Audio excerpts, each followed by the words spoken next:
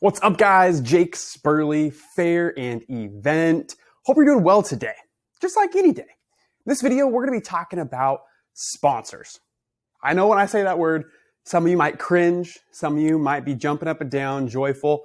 Whatever your perspective is on sponsors, we're going to give you a couple tips and tricks on how to have a more successful sponsorship program, how to make your sponsors more happy, and also how to get greater ROI out of those sponsors.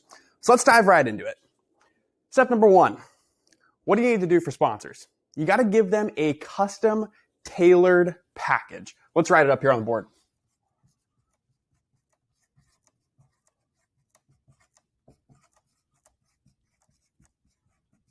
What does that mean? That means gone are the days of what we call logo soup, where, oh yeah, if you're a sponsor, gold, silver, bronze, we're going to put your logo on our website and that's going to be great. You're going to get a banner here or a banner there. And oh, by the way, just for free, we're going to put your logo on some random piece of paper that nobody even looks at. How's that for you, sponsor? Gone are those days. You need to truly understand, what does your sponsor want? Are they an internet company and they want to get more signups? Are they a local insurance agency and they want to get more, auto policies written this year? Is it a local construction company and they want to do more roofing jobs this year? You need to understand what your sponsor wants. Because at the end of the day, while some sponsors do sponsor just out of pure generosity and being kind and doing good for the community, they're also looking to get a return on their investment from that sponsorship. So what can you do to custom tailor a package to fit their needs? Gone are the days where it's, hey, we have the gold, silver, bronze, and almost bronze package. Which one would you like? Try reframing that mindset and that approach to these sponsors of, hey, sponsor, I know everybody's trying to grow their business.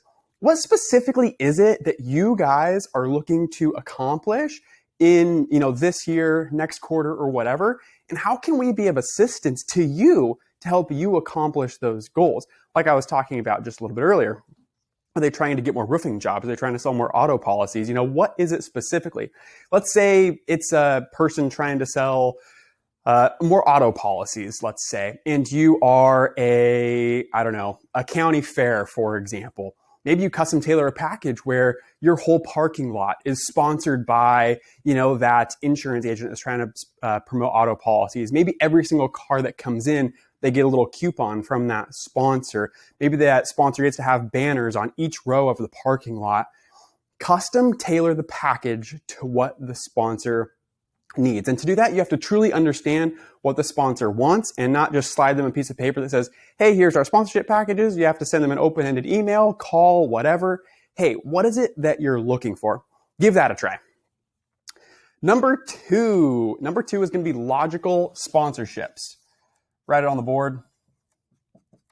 What is a logical sponsorship? For some, it might be pretty straightforward. Logical sponsorship is, it makes sense. Is it, it wouldn't make sense to have, let's say, an auto insurance agent sponsoring some random cow barn, or maybe they're randomly sponsoring a beer. They're the official beer sponsor. Well, insurance doesn't really make sense with beer. And insurance agents probably don't want their name anywhere close to beer because it could be liability. That wouldn't make sense. But maybe you have a beer sponsorship and you can get a beer company or an alcohol company to be that sponsor. Maybe you have a kid zone or something like that. It would make sense to have a company that is kid-oriented or family-oriented. Maybe it's a family dentist. Maybe it's a family doctor, a child care center. That would make sense for them to sponsor that. So when you have your event, all on a whiteboard or piece of paper, wherever you have it, and you pick apart every single thing that can be sponsored or has the opportunity to have a sponsorship, think about, okay, I have this section, and what would make sense as a business to sponsor that? And just go through every single section. There are probably hundreds of things that can be sponsored, all the way down from cups to sessions to different areas of your event. Literally anything can be sponsored. Break that all out and then make lists under each sponsorship area of what business it would make logical sense to sponsor that area. It takes some time up front, but I promise it will be worth it in the long run. And then the last one, this is once you have your sponsors. You got them under contract, they're sponsoring your event, they're really excited. Take it a step further. So many events just go in and say, oh, great, we got the sponsorship. Thank you so much for your money. Here's what you're going to get. We'll fulfill that during the event. Wrong. Let's not think that way. Let's try something a little bit different. And let's try co-marketing. What does that mean? Co-marketing is where you guys are both marketing the same thing. Almost any business, especially sponsored businesses, have a social media presence. They have an email list. They have some sort of valuable data that you can tap into. The sponsor is sponsoring your event for a reason. They want their customers to know that they're sponsoring your event too. It makes them look good. It gets their brand out there, so they're touch point for them. Co-sponsor or co-market each other. What does that mean? That means if you're, let's say, an auto agency did sponsor you. I'm going back to the auto agency. I don't know why, but we're going to do that. And the auto insurance agency sponsored you. You can say, hey, how about this? We're going to make you a little graphic that says, hey, we're the premier parking sponsor of XYZ event.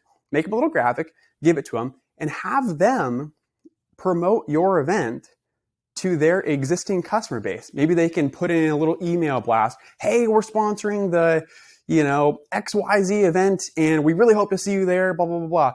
If you can get every single one of your sponsors to tap into their existing network of customers, leads, potential clients, other business partners that they're in, you're not only getting free marketing out of your sponsors, but your sponsors also like it too, because it's another touch point for them, for their existing customers, their potential new customers. It makes them look good.